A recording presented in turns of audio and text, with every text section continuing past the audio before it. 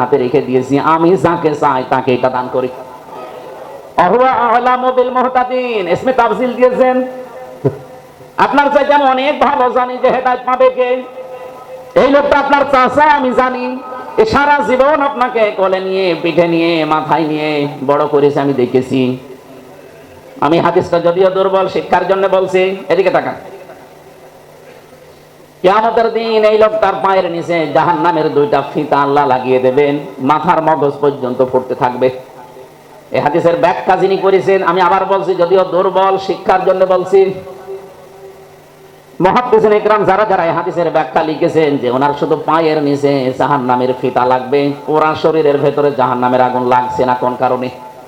কারণ এই লোকটা সারা জীবন নবীজিকে মাথায় নিয়েছে, পিঠে নিয়েছে, বুকে নিয়েছে, চুমা দিয়েছে, তো কোনোদিন পায়ের কাছে রাখে নাই।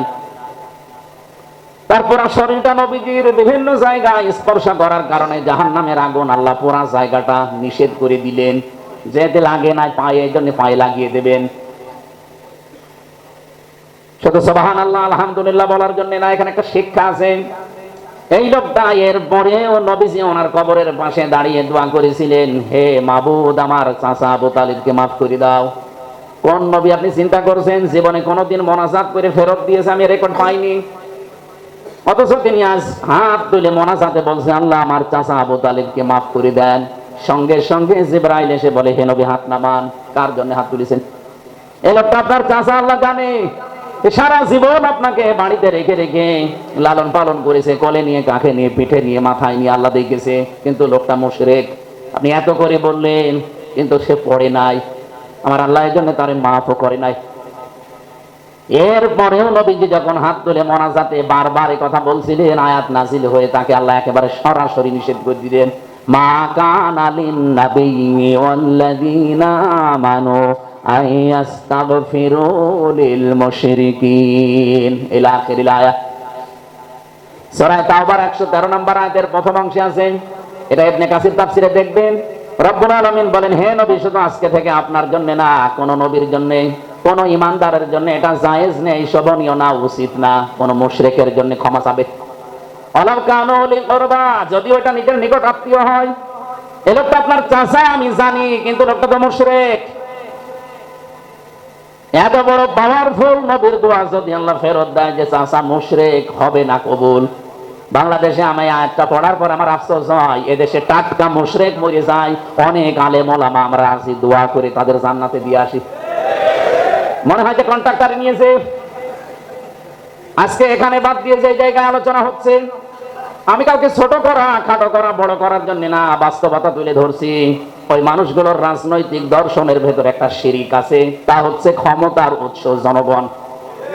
এই মানুষগুলো তার সামনে যারা বসবে তাদেরকে প্রথমে এই কথা তার বলা উচিত, যেখানে আমার সামনে যদি কেউ মুশরিক থাকেন, কোন বিষয়ে শিরিককারী থাকেন, আমি এত বড় মাওলানা না, আমার বাবা এসে ওয়াজ করলো, আপনার কিছুই হবে না। সুতরাং এখান থেকে এখন শিরিক মুক্ত জীবন গঠন করেন। হয়তো সামনে থেকে প্রশ্ন আসতে পারে, কই এখানে তো কোনো মুশরিক নেই। আপনি কি বাস্তবতা বোঝেন মুশরিক কাকে বলে? শিরিক যে লোকটা করে সে মুশরিক।